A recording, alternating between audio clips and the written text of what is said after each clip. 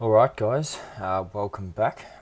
Just doing an update on the Gbpchf pair that I analysed the other day. Just doing an update to say that take profit 1 has just been hit, about 105 pips or so. So I just thought I'd do an update on how that trade played out for you. For those of you who may not have watched the previous video that I made, basically the entry was based on this Fibonacci level here.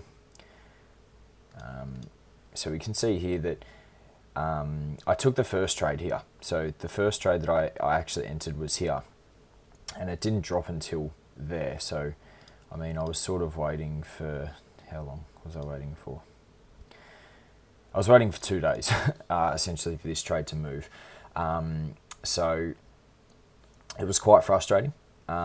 Because I could just see sort of this rangy sort of motion in here, which is this is on the 4 hour, but it's it's about 25 pips for essentially 2 days. It was just ranging and it was really quite annoying me.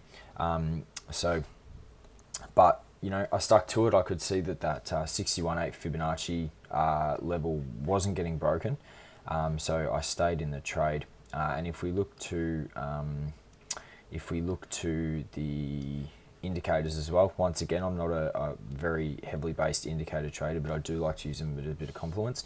The only reason I didn't take myself out of this trade, I don't usually like holding trades over the weekend, but the only reason I stayed in was because the distance between the 10 and 20 EMA was obviously very, very big.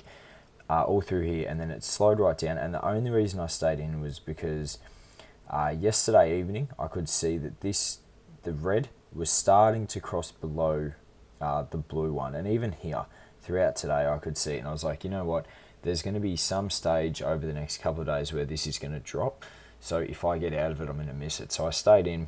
My stops are now at break even. We can see a little bit of a pullback here. This 4 hour candle has just started.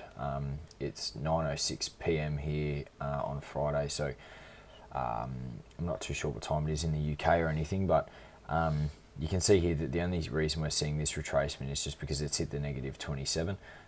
Negative 27 is a target level for most Fibonacci traders, so we do expect to see some kind of pullback. We can see here so far that the pullback's been about 20 pips or something like that, which is fine. You are obviously going to see that after a massive drop down, but I still can see this dropping quite a long way, and the reason is, and I'll remove all these indicators. The reason is I'll have a look at the fib and sort of see what it's doing on the bigger time frame.